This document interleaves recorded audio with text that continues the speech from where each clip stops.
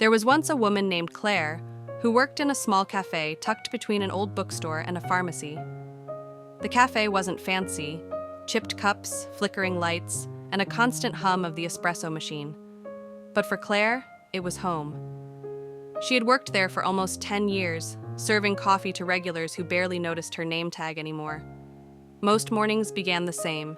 She'd tie her apron, take a deep breath, and whisper to herself, "Just another day." Claire wasn't unhappy exactly, just tired. Tired of repetition, tired of bills piling up, tired of feeling invisible. Sometimes she'd watch customers in suits rush in, talking on their phones about meetings and plans, and she'd wonder, when did I stop having dreams like that? One rainy Tuesday morning, a man walked into the cafe carrying nothing but a small black notebook. He looked about 60, calm eyes, gray hair, a gentle posture. Unlike most customers, he didn't rush. He ordered a plain coffee, then sat by the window, writing something in his notebook. Claire noticed he wasn't scrolling through his phone like everyone else. Curiosity got the better of her. When she brought his refill, she smiled and asked, "Do you write for a living?" The man looked up, smiling faintly. "I write to remember," he said. She chuckled. "Remember what?" He gestured toward the window where the rain was falling in silver threads. "That everything begins with a thought." Claire frowned slightly. "What do you mean?" The man closed his notebook. "Years ago, I was just like you, serving tables, feeling stuck. One day I realized my life hadn't changed because my thoughts hadn't changed. I kept thinking small, so I kept living small." Claire laughed softly, thinking he was joking. "That's easy for you to say." "You seem to have it figured out." He smiled again. "Only after I changed what I believed about myself." He stood up to leave, but paused. "Tell me something, Claire. When you pour coffee, what do you think about?" "About the next order," she said, shrugging. "Maybe that's the problem," he said gently. "You're thinking like a server, not like a creator." And with that, he left. The man's words stuck with her all day. Thinking like a creator? What did that even mean? That night, she sat in her small apartment, staring at her reflection in the mirror. The fluorescent light buzzed above her, washing her face in a pale glow. She looked older than she remembered. For a moment, she whispered to herself, "Maybe he's right." Claire opened a notebook she hadn't used in years, one she used to jot recipes and cafe ideas in. On the first page, she wrote, "If my thoughts create my world, then I will think like someone who can build one." The next morning, she tried something new. Before starting her shift, she looked around the cafe and said quietly, "This place is mine." Not literally, of course. But she imagined it. She imagined herself as the owner, rearranging furniture, choosing colors, designing menus. She envisioned warm lighting, live music, and people who came not just for coffee but for a sense of peace. It felt silly at first, but the thought filled her with quiet energy. A week later, Claire noticed something. Her attitude shifted. She greeted customers with genuine warmth instead of habit. She started adding little touches, folding napkins neatly, arranging pastries in new ways, cleaning the glass until it sparkled. Her coworkers teased her. "Why so serious about the place?" "You don't own it," she smiled. "Not yet." The cafe owner, Mrs. Lin, was an elderly woman nearing retirement. She noticed Claire's effort and one day said, "You've been taking such good care of the shop lately." "Makes me proud," Claire hesitated, then asked, "Mrs. Lin, have you ever thought of selling this place?" Mrs. Lin chuckled. "To you? Maybe," Claire said, half joking. Mrs. Lin smiled warmly. "If you can make the numbers work someday, I'd love to see it stay with someone who loves it as much as you do." That night, Claire couldn't sleep. For the first time in years, she felt a sense of purpose. Over the next few months, Claire began learning about small business ownership during her breaks.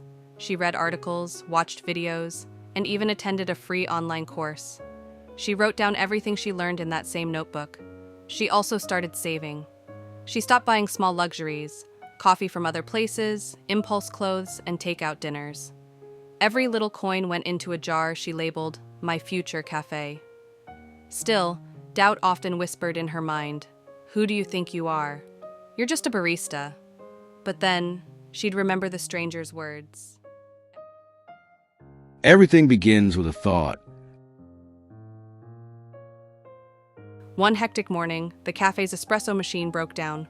Orders piled up, customers grew impatient, and the staff panicked. Claire, however, stayed calm. She grabbed the old French press and started making coffee manually. She explained to each customer, "The machine's down, but I'll brew your cup fresh." "It'll just take a few minutes," to her surprise. People didn't complain. Some even said it was the best coffee they'd had there. Later that day, Mrs. Lin said, "Claire, you handled that beautifully." Most people would have walked out. Claire shrugged modestly. "You just have to think differently sometimes." Mrs. Lin nodded thoughtfully. "You remind me of myself when I started this place." One afternoon, months after their first encounter, the same gray-haired man returned.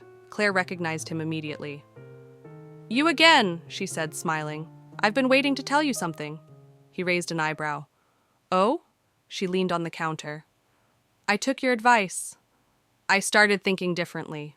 I've been learning how to run a business. One day, I'll own this place." The man smiled, clearly pleased. I'm glad to hear that. Most people forget our thoughts are like seeds. Plant good ones, nurture them, and they grow. Claire nodded. "I guess I was planting weeds before." We all do until we learn better. Remember, greatness doesn't come from what we have. It comes from how we think. Then he handed her a small card. It read, "Your mind is your greatest asset. Train it to see possibilities, not limitations." He left again, this time for good. 2 years passed. The cafe's owner, Mrs. Lin, announced she was finally retiring.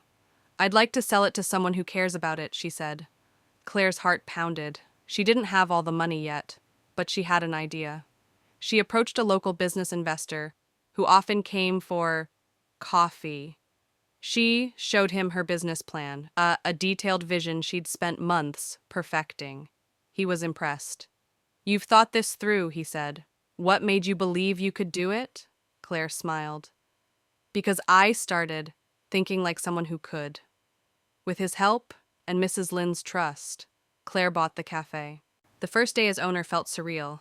The sign outside still read, "Lin's Coffee," but she had plans to rename it The Morning Thought. She kept the same team but added a few touches: soft lights, local art, and a gratitude corner where customers could leave notes about what they were thankful for. Business grew. People began calling it the Cozy Cafe with Heart. Claire often stood by the counter, remembering the day she met the man with the notebook.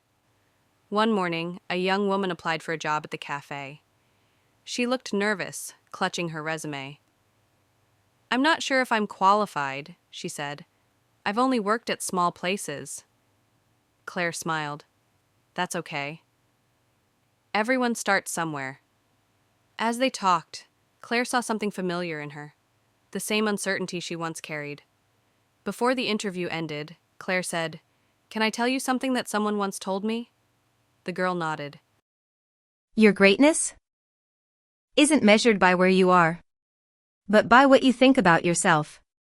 Start believing you're capable, and you'll see your life change. The girl smiled softly. "That's beautiful." Claire poured herself a cup of coffee. Everything begins with a thought, she said. That evening, after closing, Claire stood by the window as rain tapped softly against the glass. She picked up her old notebook, the one filled with dreams and scribbles. On the first page, where she'd once written, "If my thoughts create my world," she added a final line beneath it. They did. She smiled, realizing that her journey wasn't about luck, opportunity, or even hard work alone. It was about the silent power of belief, the invisible blueprint that shaped every decision, every risk, and every possibility. Moral of the story. Our greatness isn't found in what we possess or where we come from. It begins in the quiet corners of our minds, in how we think, what we imagine, and what we choose to believe about ourselves. Claire was never just a barista, she was a creator in waiting. The day her thoughts changed, her world followed. So remember this truth. You are what you think.